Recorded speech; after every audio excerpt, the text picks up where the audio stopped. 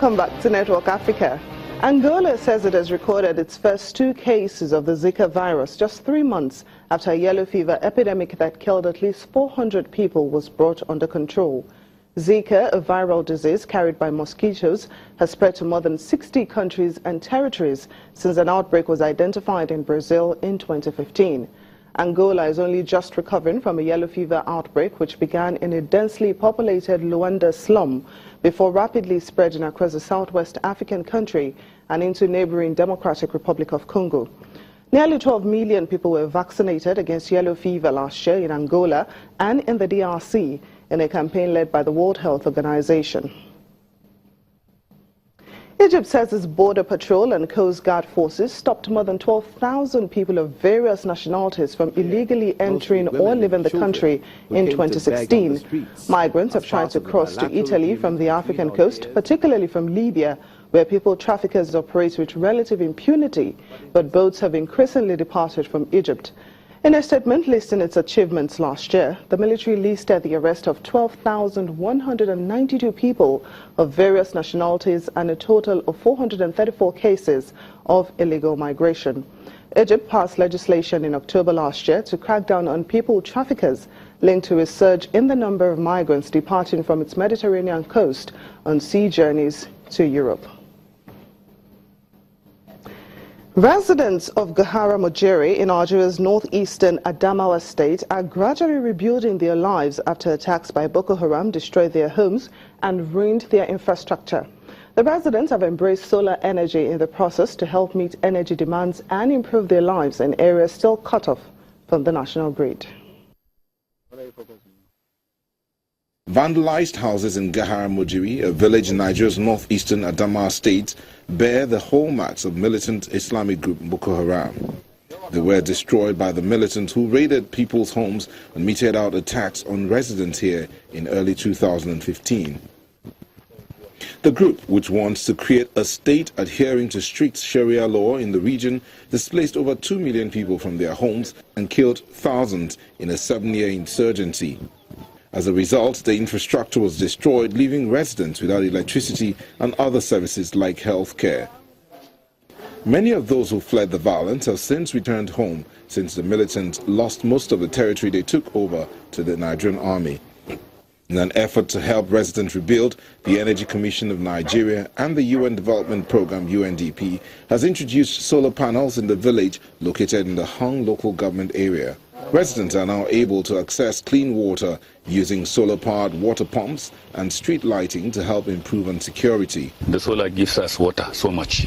Tapping renewable energy is helping tackle persistent energy shortages in the region as people work to develop themselves. The solar panels have been set up in 8 villages, benefiting over 13,000 people. The residents are also now able to charge their mobile phones as well as use clean energy to light up their homes. At the nearby Gahara Health Center, patients can access vaccines that were not available to them a few years ago. The hospital is using a solar-powered refrigerator to store much-needed vaccines and also uses solar to meet other energy needs. There are even so many cases of hepatitis in this community now.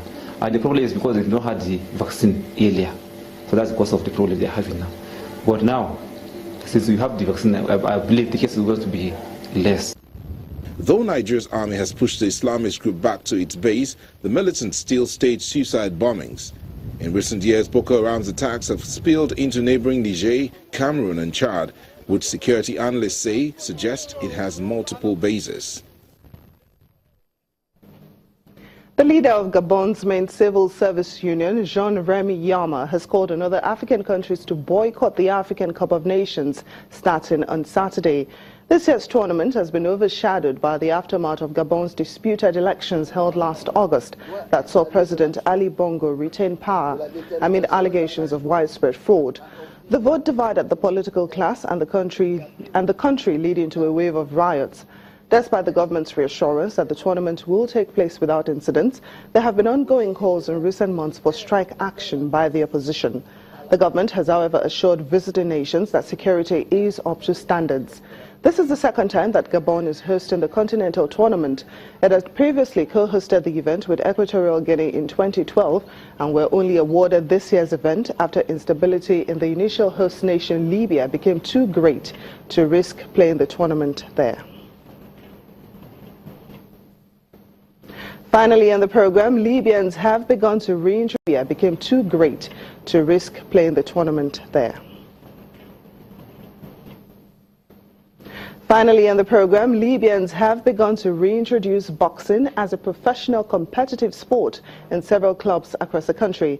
This comes decades after former leader Muammar Gaddafi outlawed the sport shortly after Gibran Zugdani, one of Libya's most promising boxers at the time, appeared in the 1976 Olympics. Take a look.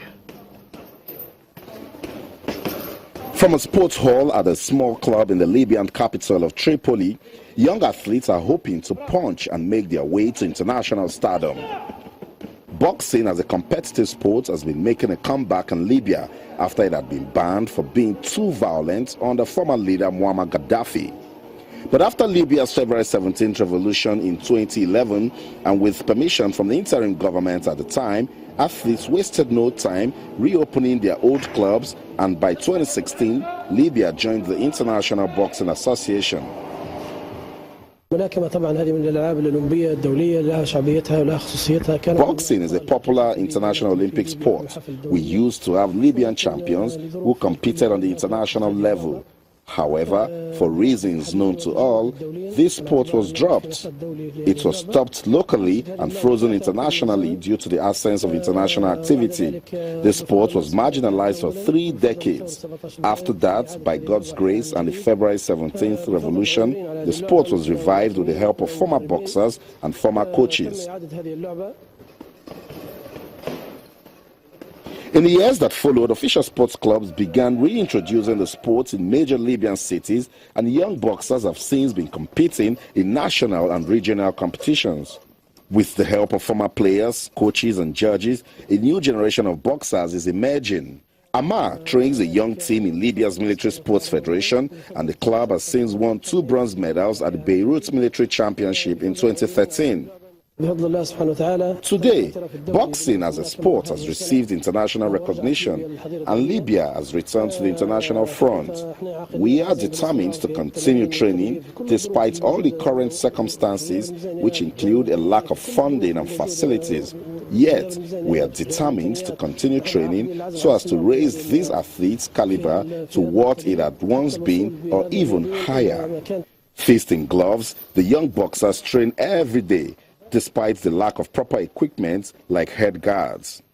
Ever since I was young, I've wanted to play the sport, and when it was reintroduced after it had been stopped, I found it a good opportunity to join this club. I hope that boxing in Libya can be wonderful, and I hope that I myself can become a star in the future. These boxers are now hoping to follow in the footsteps of some of Libya's former boxing heavyweights and gain international recognition for their sport. That's Network Africa Today. Thank you so much for watching. I'm Temi Tokwe Fagbemi.